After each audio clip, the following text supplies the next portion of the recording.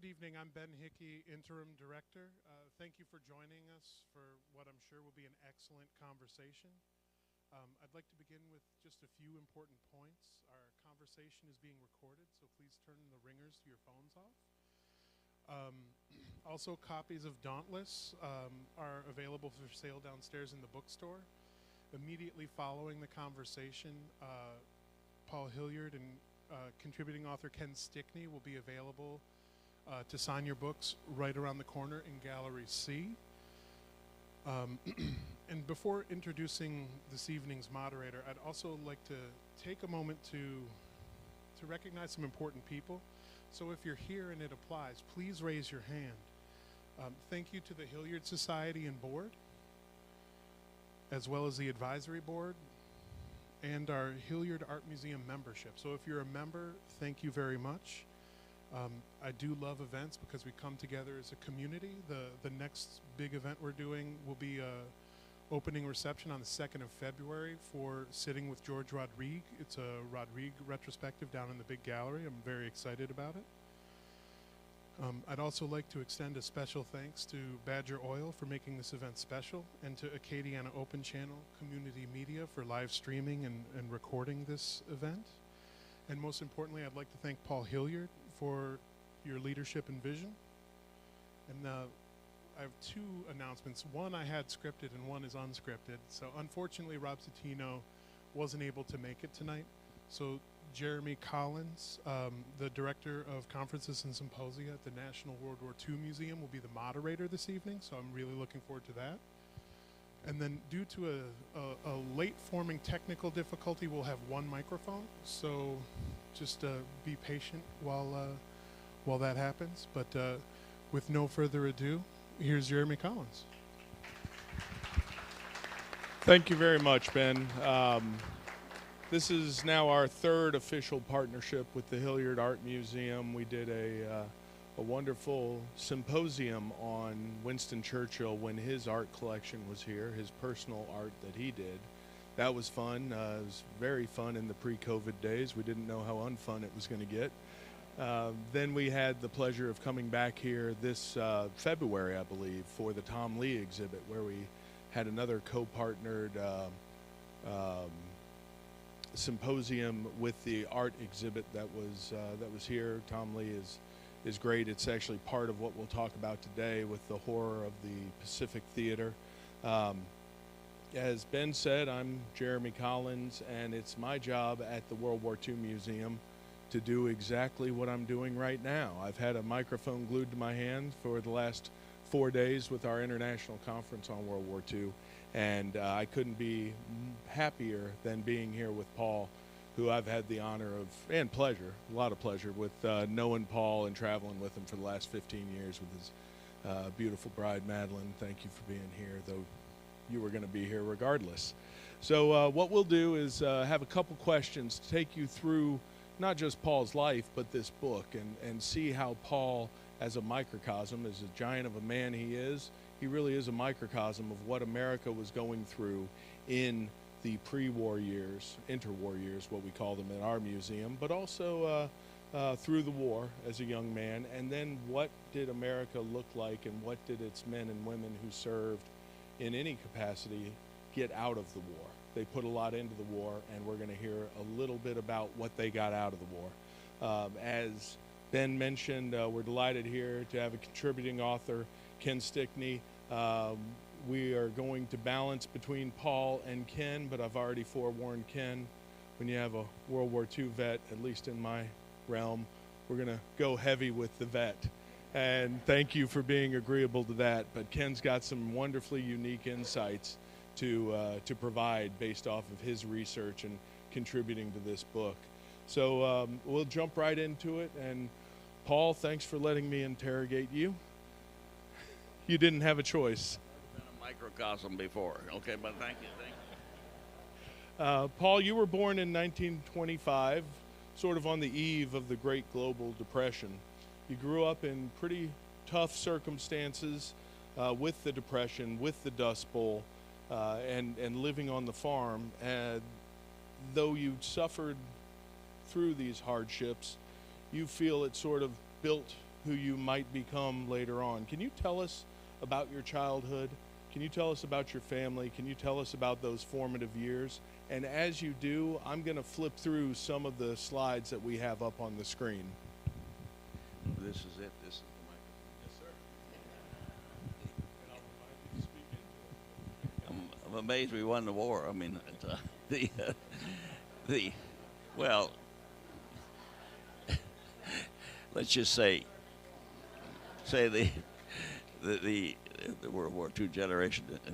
It was different. We were blessed to enjoy 10 years of the so-called Great Depression. When I didn't think it was all that great, but and then we had 7 years of drought, and then that followed by a war. And I've often thought that the next time the Japs or the Germans decide they're going to want to fight a war, don't take on a nation just coming out of a depression and a drought, okay? Because they think differently. And but it wasn't exactly an entitlement generation, but it was a great generation, the beginning of a period of growth and progress, and it's really exciting. In the last century has I've gone from horse and buggy to jet airplanes, and that's it's definitely an improvement. As for the war, we probably felt about it like a lot of people do today, and about Ukraine and Israel, and there was a lot of controversy about helping England or any of the allies, and so but fortunately we had leadership in Washington that said,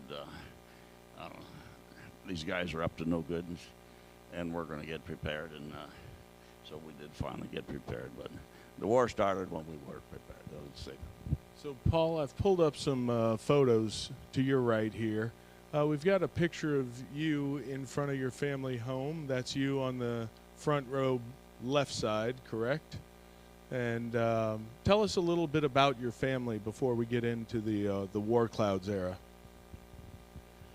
Well, there were three boys, and this is the fall of 1932, because my kid brother was born in May of 32, and next to him is my older brother Bill. He's born in 23, and then my Aunt Aggie, who looked after everybody in the family. She's an old maid, and that meant she was really the Auntie Mame of the family, and bless her heart, she was the nurse and the comforter and the custodian and God knows what else. And my dad on the far right, he had bad health and died young. And but the old house is the people that own it have done right by it. None of those trees weren't there, of course, when I was there. Now the well was there, but we pumped it by hand. The people that own it now, the guy's an engineer, a retired engineer, and he put that little platform and it got a little generator, and so they now pump it with that horrible fossil fuels he uses. Yeah, fossil fuels he uses. But anyway, the house is still there. It's small, but you didn't want much house to heat, and because we heated with wood, and it's uninsulated, and it's cold country. So, but I think it was built someplace around 1920, as best I can determine. And my granddad bought that 80 acres in 1903 for $200. So it wasn't the greatest land in the world, but anyway, it's all trees now. It's gone back to nature, and it's being used for what it's best suited for, which is the Nature Conservancy, and a lot of deer on the place. Okay. So, Paul, you growing up, I'm pretty sure that most kids don't really know how good they have it or how bad they have it. They're just in the situation they are. You went to a school, and we're going to show that next. Can you tell us a little bit about your education? And it's a big part of your life. It's a big part of the book, but it's also a big part of my life, because there's not a week that goes by that I don't get about 2 emails from Paul recommending new books that he's seen and not just seen but read. So he makes it hard to keep up with the latest literature. But tell us about your schooling here, and here's your old schoolhouse. Yeah, that's it. Well, that's we sometimes we had a little snow there. It's a one-room schoolhouse, had a big pot-bellied stove, and as you can see the chimney, and that front room there is what they call the mud room, and it's where you took off your overshoes and overcoats and left your skis and so on. And but it was you had one room, one teacher, two outhouses, and that was Maxwell Bluff School, and I went there from I guess 31 when I was a first grader until 36 when we got run off the farm by the fire. But it was great with the school teachers. Miss Leduc or Miss Hermanson, they had to be single in, as I recall, and they would board at a local farmhouse. And but we had grades 1 through 8. There were 16 of us, I think, in when we took that picture in about 32, and it was interesting because you could participate. If you were a first grader, if you wanted to participate in what was going on in the 8th graders, you could do it. So, and it was very competitive, and it was interesting, and it was and believe it or not, but well disciplined. You didn't say anything without raising your hand, and then you might or might not get called on. So anyway, no, it was a good, I thought, education system. And if a 3rd grader could get in the spell down and beat a 7th grader, that was a hell of a victory for me. So we're gonna look here. Here's your basketball photo, your junior high team. That's you on the front row to the left, second from the left. You talk about competition. One thing I'd like to ask is, kids, unless they're nerds like me, don't really pay attention to current affairs. They don't read the news, watch the news. They're doing kids things as well they should. Is that what you found yourself doing during these tumultuous years leading up to World War II? 1931, Japan invades Manchuria. 1937, the outright invasion of China. 36, 38, everything going on in Europe. Were you oblivious to this, or what were you aware of this cataclysmic event that you were going to be hurled into yourself a few years later, or were you just sort of doing kid things? I'm not sure I was aware of anything, but it was other than food, clothing, and shelter. I mean, that was about it. Life was pretty simple, and on a farm, you had enough chores waiting for you any hour of the day. So you really didn't have much time to worry about what's going on in the outside world. But once we moved to town and got access to a newspaper and that sort of stuff, and well, I say that sort of stuff. And some people had radios, and I was I think raised so far back in the boondocks that I was really interested in what was going on in the outside world. So I was very interested in what was going on in the big wide world out there, and the world was a lot bigger then than it is now. So much bigger. It's hard to explain it, but it's now you get on an airplane and you fly for 8 hours or halfway across the world. It wasn't the way that when we had horse and buggy until 34, and I think my parents once won a lottery because we got a car and also a pump, a little one cycle engine for the well, and my mom got a Maytag washer, one of those kickstart engines underneath it. So it was, and then after a couple of years after that, we got a break and got run off the farm by the fire. So that was good. That was one of the better things that happened to me was when my kid brother burned the barn down. Well, we know they're all going to buy the book, but now you got to tell the story. Tell us about your kid brother.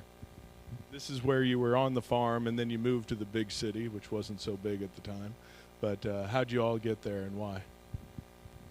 Well, his brother was 4, little redhead, and Wally just died this spring. But Wally was loved to play with those old type wooden matches, and it was the summer of '36, and in the middle of the drought, and we had bought hay for the horses and the cattle, and we had stacked that barn on the hay mow with that hay, and it was dry, and Wally was I saw him over there, and I could tell by the look on his face he was up to something, and so I ran over and said, "Wally, what are you doing?" And he's playing with matches, and he had one lit and started to burn his fingers, so he dropped it, and it hit that dry hay, and the flash it was gone in the hay mow in the barn, and 20 tons of hay. So it was at that point we had to get off that lousy farm and move to the edge of town, and we had a little dairy, but anyway, it got us off that place and got us closer to civilization, where we had running water and electricity and that sort of stuff. So as hard as it was, that was sort of the, pun intended, the straw that broke the camel's back to finally push the family off, because you all had all your investment in that hay, and without it you couldn't run the farm over the winter. Ken, we're going to switch to you real quick. 40 plus years in the news business, oil and gas reporter. You've covered Paul as an oilman, as a local philanthropist here. I assume most of what you do with your subjects or who you write about, not just for books but for newspaper, is to dig in and research and write about their jobs. This is a pretty intimate task where you're going to dig into his childhood, and not just dig in, you're actually going to travel to his childhood home. You have the unique perspective of going on the trip, and can you tell the audience what it was like for yourself, but also to go with Paul on the research trip? Thanks a lot. Just as Mr. Hilliard noted that it was not an entitlement generation. Of some importance is that in Buffalo and Pepin counties, where he lived as a boy, neither county applied for aid during the Depression, and so some counties did. They didn't even have an opportunity out there. So it was it was a tough road. But at any rate, and when Mr. Hilliard moved to the larger town, he was moving to Durand. I asked him on the phone, I said, "What is the town?" And I was thinking of towns that I knew in Wisconsin, and he said, Durand.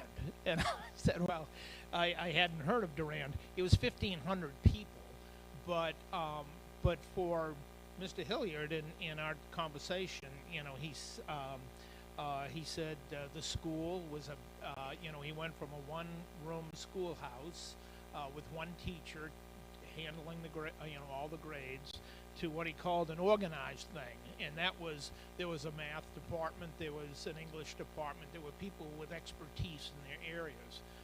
It was also, Mr. Hilliard told me, that when he moved to Durand, there was a library, a Carnegie Library, beautiful building. We saw it when we were there. We rode by it, and so he was able to take books out, which he didn't have the opportunity to do for a long time, out in the country.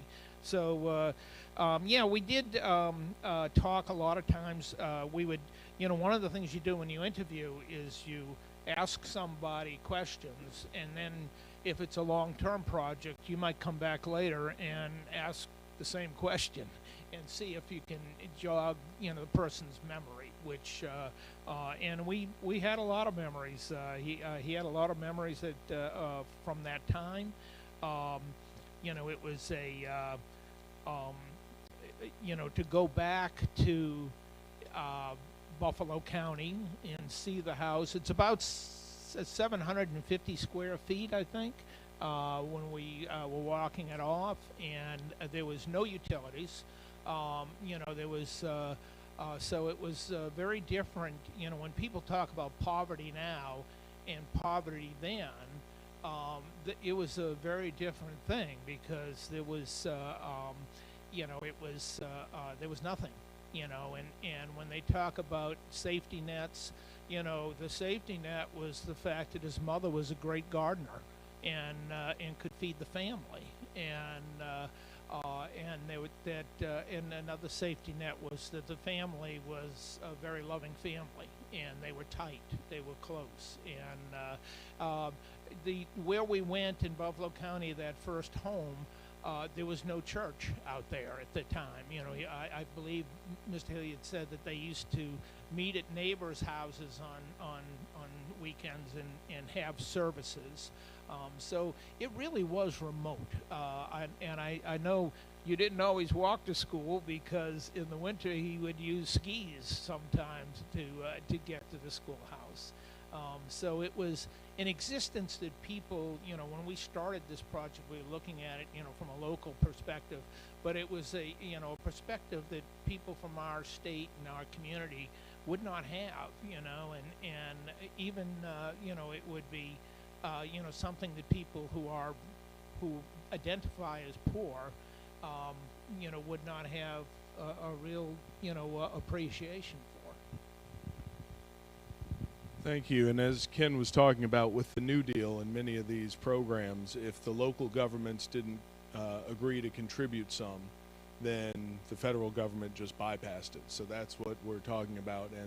And Paul's home county did not. So we're going to not fast forward, but we're going to move forward next. This is a picture of you and your brothers from 1945 at the end of the war. That cool airman with his leather jacket on the left side, that's Paul. And then on the right is Bill, who served in the Navy. And then Wally is in the middle. Paul, you had heard rumblings or read the newspapers or heard the radio, but could you tell the audience, where were you on Sunday, December 7th, 1941?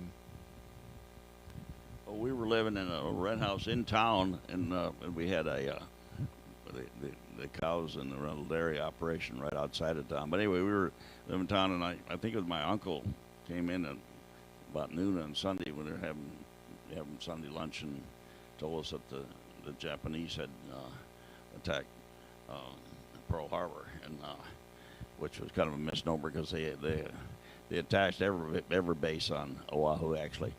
But I knew that Pearl Harbor wasn't the name of a woman, and so forth. I was aware of that. But I just wanted to say, Ken, that one nice thing about poverty is it's inexpensive. Yeah, it's a good thing. That's right. That's right. But anyway, it's no that I knew it was a big event, but I didn't realize we were going to end up in a war. And I don't think I think that was so far from our imagination that we couldn't imagine our country being in a war, because we had, you know, in that era, we had a lot of World War I vets running around, and and people weren't very happy about what, you know, the results of World War I, and there wasn't anybody that I knew that was interested in going to war, and that's a strong, you know, German population in that part of Wisconsin, but even that, I think the Depression and the drought took all our attention. We weren't paying much attention to what was going on in Europe or Asia. We heard about Japanese atrocities against the Chinese, and we knew that Mussolini did his thing with Ethiopia and all that, and we were aware of that. But as I said before, the world was huge, and that didn't seem to concern us. The world concerned you by having Pearl Harbor, and then December 8th with the U.S. declaration of war. Here is your enlistment photo from February of 1943. Can you tell us about what made you decide to enlist? Why the Marine Corps? And what did Mom say about this? Well, my older brother was already in the Navy, and she had two brothers in the Army and a brother in the Coast Guard, and she wasn't much interested in letting me join the service, and so I wanted to enlist when I turned 17 in June of '42, but she wouldn't hear about it, and but I made it until February '43, and then Uncle persuaded her. He said, well, when he turns 18, he's going to get drafted, and then he won't have his choice of service, and I don't know why I chose the Marine Corps. It wasn't John Wayne, I'll tell you that, but it was I don't know, probably something about Wake Island or something like, a deal. I don't know. I really don't know. I did have I had a brother that didn't like the Navy, and I had two uncles that didn't like the Army, and an uncle that didn't like the Coast Guard. So what the hell was left?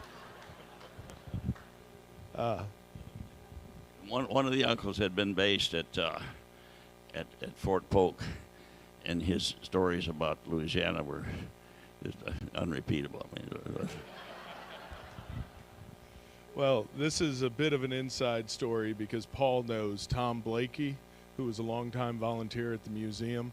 Tom's father served in the U.S. Navy in World War I, and when World War II came on, he said, whatever you do, son, don't join the Navy. You don't want to sleep in a wet bunk. Tom became a paratrooper, and he said, well, this damn fool sent me to be a damn fool jumping out of a perfectly good plane just to sleep in a wet foxhole. So I think we learned from our predecessors. Paul, let's go through a bit of your track. I know you ended the Philippines, but you go through basic. How do you get assigned to the aviation branch? Tell us about what you did once you signed your life away to Uncle Sam. Well, I got in the train, and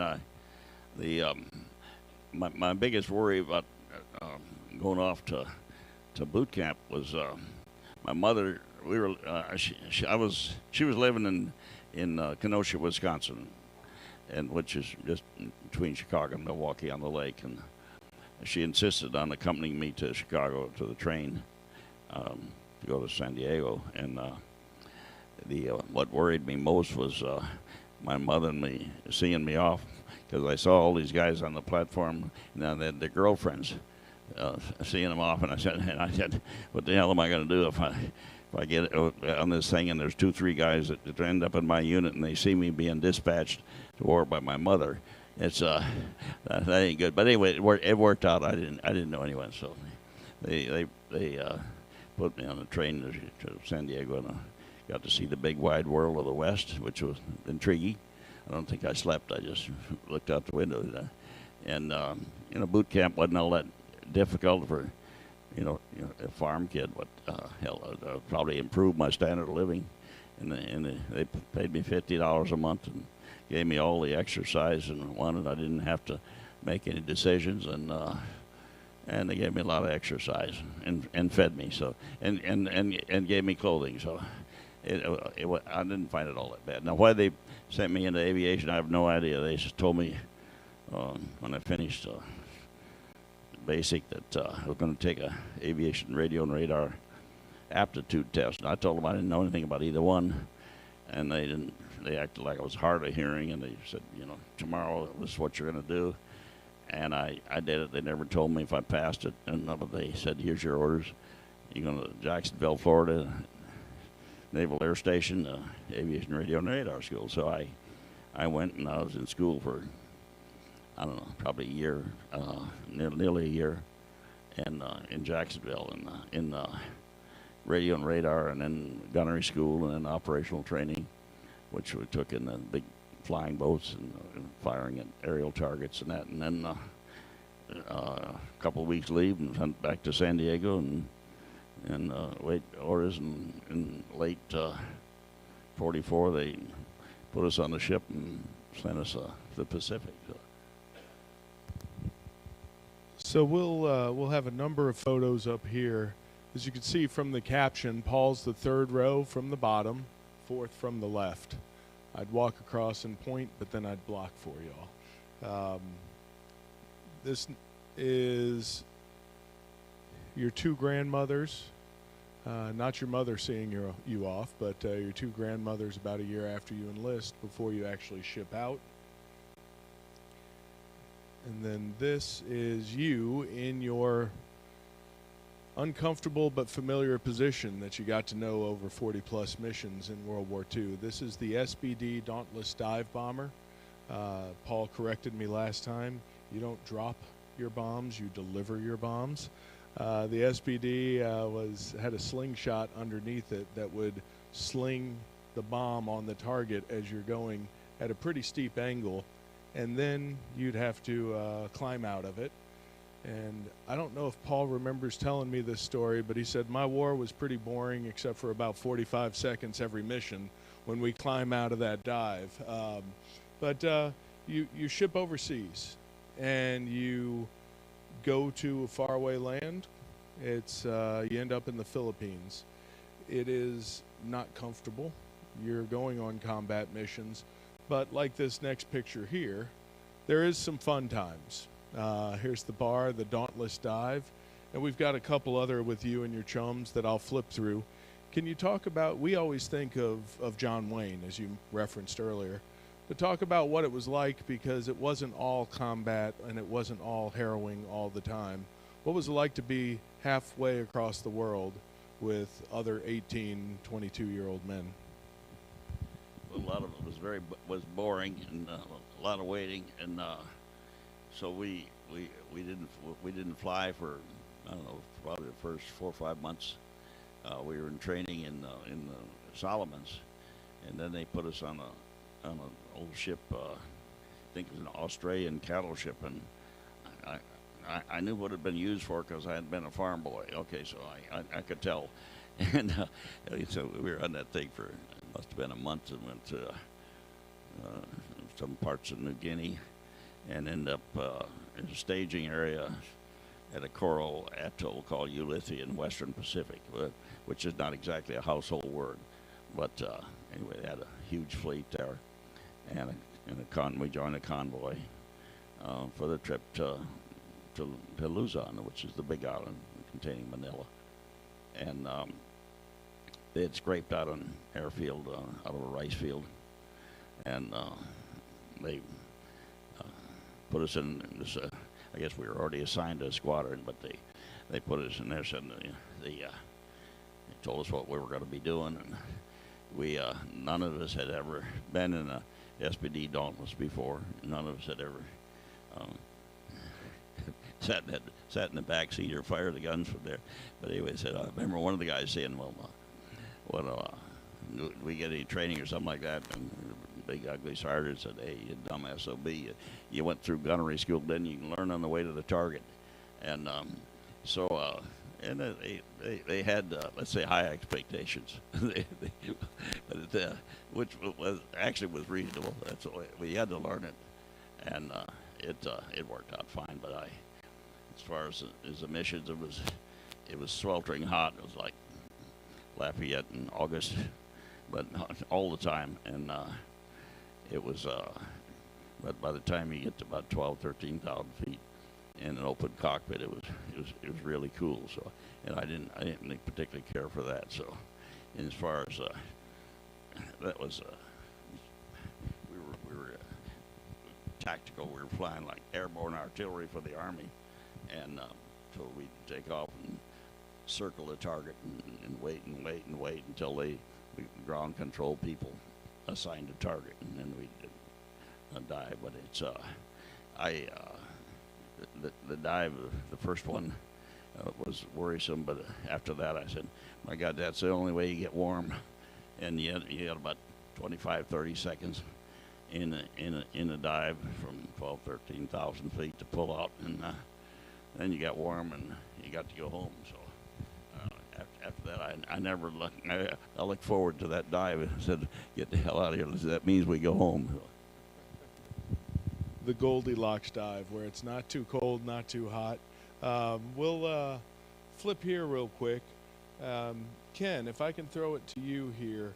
We had the pleasure of meeting when you started this project with Paul and the family, and you came to our museum and met with our senior curator, Tom Chikansky, who was my first boss at the museum, first of many bosses. You said you wanted to see the artifacts that Paul and his family had contributed to the museum acquiring, but you really wanted to come and see the Dauntless as well that we have hanging in our Freedom Pavilion. From that trip overall, but from the Dauntless, what did you glean about, yes, World War II, but more specifically, Paul's experiences? Well, I think looking at the Dauntless, maybe if you're not familiar with, the weapons of war in World War II, you couldn't imagine how small the Dauntless was. There was a pilot and a tail gunner, radio man, so it was a very small plane. How open it was, and how uncomfortable it must have been. Mr. Hilliard told me at one time, he said, they don't have any restrooms on those things either. So it's a very uncomfortable ride. It took me a while to understand exactly how it operated because they were bearing down on the target when they were going into their dive, and I think the way Mr. Hilliard explained it, it made it a very difficult plane to defend against because it was coming right down on top of you. And it was, I might have imagined a very different type war machine than a Dauntless, and I believe that was, correct me if I'm wrong, Mr. Hilliard, but I think that was toward the very end of the use of the Dauntless, well, because it was the very end of the war, we're talking about July, but Mr. Hilliard was sent back to retrain. They were going to take the Dauntlesses out, and that was going to be it for the Dauntlesses. But it was a fascinating machine, and to see it. And if you go to the museum and see it hanging from the ceiling, you can get a really good idea of how small that was, and what a chore that was to work within those confines. It was you need to see it to understand it. They would not assign me to a rear gunner in a Dauntless. They would once, but I wouldn't get out after that first mission. Paul, we're gonna flip through a couple here of the photos. There you are outside of the bar. There's you and Ed Schaefer on the SBD wing. This is you pretending. No, you weren't breaking the law. You weren't breaking your vow to your mom that you'd behave. You were acting like you were drinking. Here's some of the pilots you flew with. And then you come back to the States. I'm going to actually fast forward the Torrid Turtles, the men you served with, or boys that you served with. And then here's one of my favorite pictures. It's the cover picture. This is you coming home. Maybe not your house home, but coming home. And that iconic image for those returning from the Pacific, the Golden Gate Bridge, whereas the iconic image for those returning from Europe was the Statue of Liberty. Can you tell us what coming home was? The war was still going on, but you were coming home for leave. But when you came home for your first visit after being in the Philippines, and then when you heard about the end of the war. Well, the war began as a surprise, and it ended with this as a surprise, at least to us. But they sent us home in July in a 45 for reassignment, and everyone was awaiting the big invasion of Japan, and so we assumed we'd get reassigned and sent back. But while I was home on leave, I think I was on the train between San Diego and Chicago, and they dropped the first A-bomb. And I got home, and my mother's home in Kenosha, Wisconsin. They dropped the second one, and a week later the Japs said, this thing's not working out. We're going to get out of here. So the war ended abruptly, and it was a surprise, I guess, to all of us, because it was. It wasn't an unhappy event, but it was very tumultuous, because all of a sudden everything you were doing, it changed directions, and but I'm not complaining about the war ending. No misunderstand me, but it was a surprise, and it changed our whole picture. So the next thing was I took advantage of the GI Bill, and that was our country took good care, or takes good care, I think, of its veterans. So the not only was the war a world-changing event, but the GI Bill was also a world-changing event, and it was a great opportunity. And so, by the fall of 19, well, I wasn't through yet. I wasn't discharged. I did several months of service as a radioman in the transports operating out of North Carolina, because there were 13 million guys trying to get out of service, and they process them all on typewriters with carbon paper copies. So it was a slow operation trying to get all those guys out. And we flew show business groups around to the various bases, and it wasn't bad duty. And I was a radioman on the transport, and I remember Tyrone Power was one of our pilots, and interesting fellow, and he was very congenial. And if you went on a trip and you were a radioman and the plane and the crew with him, you knew you were going to have a mechanical someplace where you spent the night, because he always spent the night someplace. And it was, but that was an interesting period. And then they got discharged in summer '46 finally, and started college and on the GI Bill, and that was another world-changing experience. Yeah, and as I referenced on the front end, Paul's experience in the Great Depression. On the back end, 16.1 million men and women in uniform come home, and the GI Bill of Rights, not just for education, but for small business loans, for house loans. It really does create the American middle class that sees us through the next 60, 70 years. Paul, you were known as an oilman, but that's not how you started. How the heck did you end up down here from rural, cold Wisconsin to not so rural, but certainly not as hot, South Louisiana?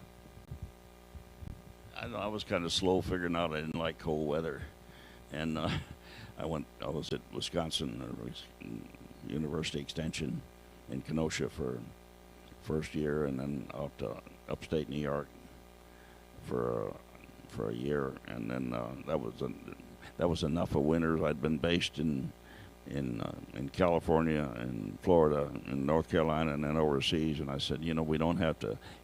There's no law that says you have to live in cold country, and so I ended up going down to after a couple of years in undergraduate school to the University of Texas Law School.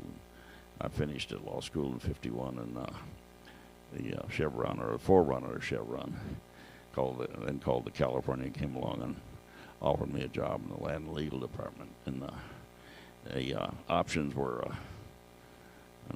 someplace in Montana, Bismarck, North Dakota, Denver, Ardmore, Oklahoma, or New Orleans. And I said, New Orleans sounds interesting to me. So I got to Louisiana in 1951.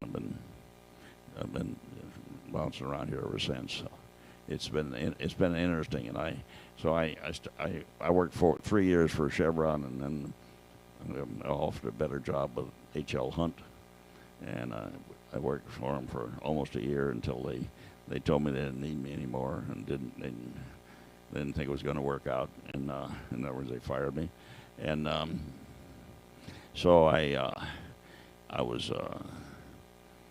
unemployed and broke, and that makes you an independent oilman. So, Paul, we're going to move through. I think many here know your successful career, but I want to touch on a couple things with you and Ken. Not only do you come and take care of your own education, you start your own career, but like millions of others, you start a family. So I wanted to make sure that this photo of your daughters was included.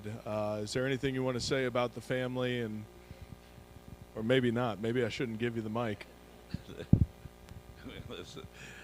It was a fun deal, you know. If you know, the Lord looks down at a household, and if He sees that the household needs a man, He sends one. Otherwise, He just have girls. So I see a couple of them here tonight. They look a little different, and but the one on the far left and the far right, they both live in Austin, and two in the middle are here in Lafayette. But that was fun. Those girls, and this was taken about 1960, and they weren't always looking that happy, and they didn't always get along that well, close to each other. But anyway, it was fun. But I was going to tell you that we were talking about the Depression, the impact that it had, but the military in World War II drafted a third of all the dentists in America, and coming out of the Depression, the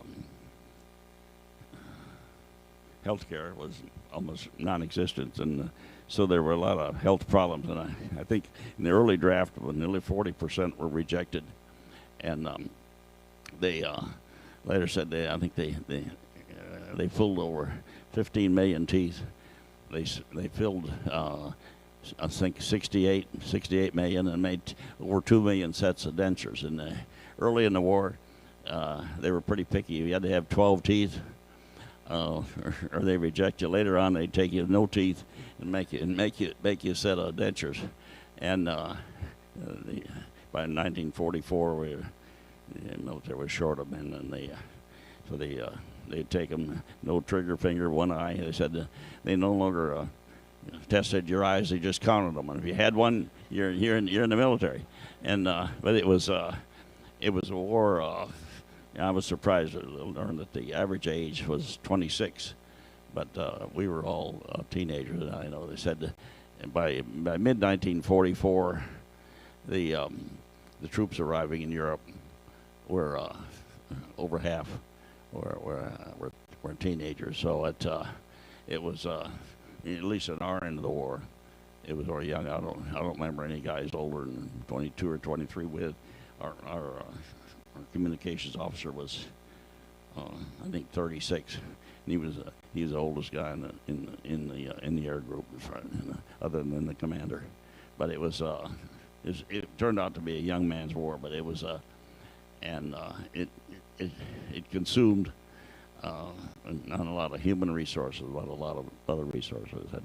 By late 1944, Eisenhower needed 4,000 men a day as replacements and 4 million gallons of gasoline a day. So it was, but America was a huge contributor not only to our own success, but the success of our allies. We supplied about 90% of the 100-octane aviation fuel, and at least 85% of all of the petroleum for the Allies in World War II. So, oil's been a big thing, and maybe that's why I ended up here. We got one last question for Ken, and then I've got one final for Paul. Ken, without giving it away, everybody raise your right hand and swear you're going to buy the book regardless of what Ken says.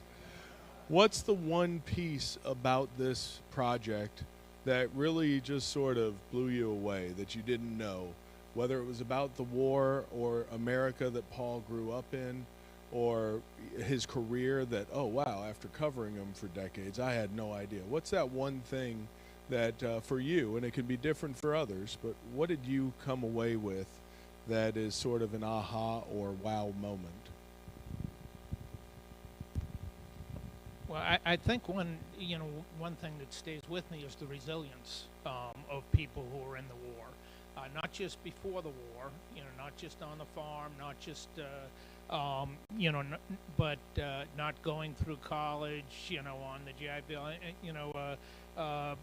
Mr. Hilliard, was supporting his family while he was going through school, and finished 14th in his class. So I'll tell you that. And in law school, with 114 students, even while he was, working to support his family. But the resilience that didn't stop. There was, people of that generation learned to meet their challenges, to not quit. Having the hunt company tell you to go away doesn't mean you have to get out of the oil business. I guess one of those things that keeps coming back is how well Mr. Hilliard connected with his community, with people in his profession. Maybe this was a generational thing, but he was very active in professional organizations, his dedication to the oil business went beyond, just beyond his own company, but also to the industry and to his country, and eventually, when he had the time, to the museum. And so there was that something about that, I think, that really comes through in the book. Well, the resiliency is something that Paul has never been accused of lacking. The final question for you, Paul.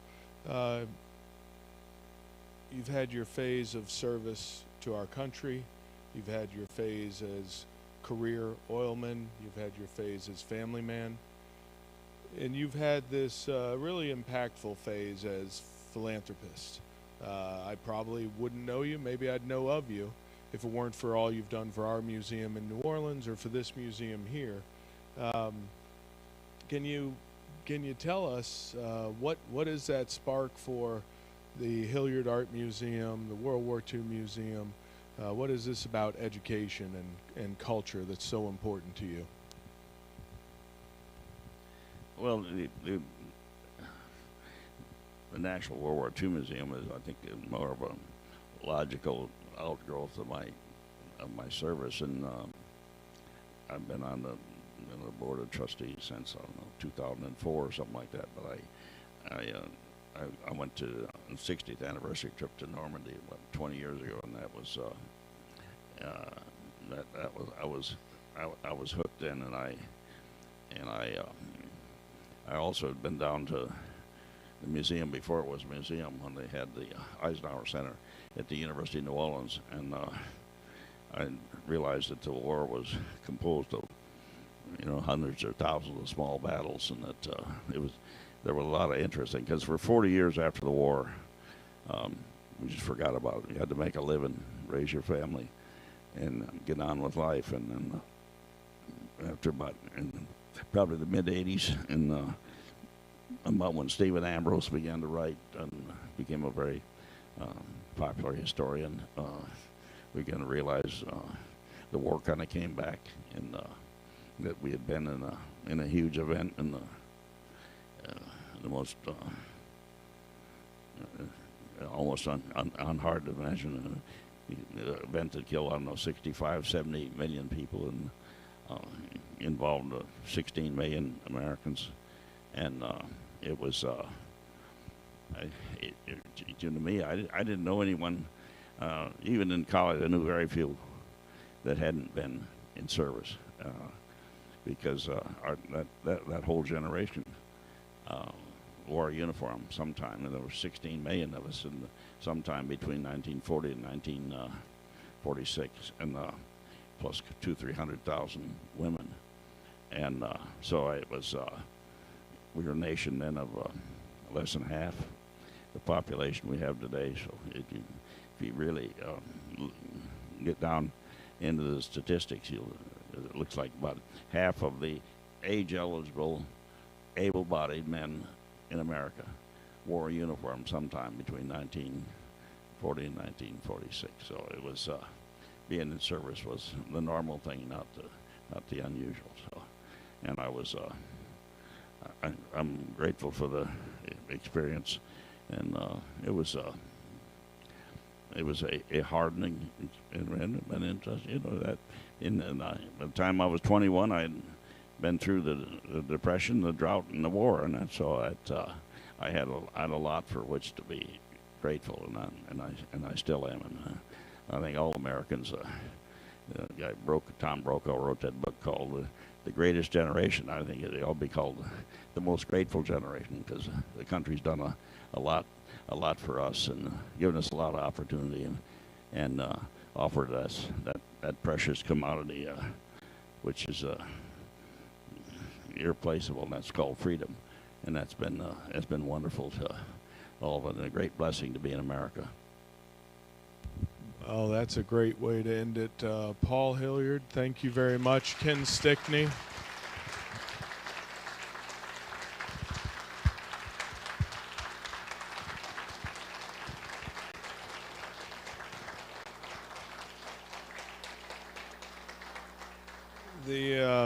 The conversation, as fun as it was for me, hopefully it was for you, doesn't do the full story justice. This is not a sales pitch. I'm at the other museum, but it's such a great story, and for somebody who's larger than life, who will not hit me with his cane when I call him a microcosm, it really is a great history of our country too, that shows what we were dealing with in the late 20s all the way through today. Paul, on behalf of our museum, but also on behalf of Ben Hickey and the Hilliard Art Museum here, thank you to you. Thank you, Madeline. Thank you to Catherine and Jeff. Thanks for everything you've done for us. If you walk through a gallery at our museum, you're probably going to see at least one of the artifacts that Paul got. Whenever he tells a story about the A-bomb being dropped. I remember being in the back of a bus with Paul. I don't remember which trip, but he was on the phone with Tom Chikansky, our senior curator, who was on the other phone with Sotheby's or somebody, and we were bidding for Paul Tibbetts' wristwatch and his flight log for the August 6, 1945 mission. It was pretty cool. I had absolutely nothing to do with it other than sitting in the back of the bus with Paul. But your support here at this wonderful museum that I'm delighted to be a part of through these partnerships, and your support back in New Orleans.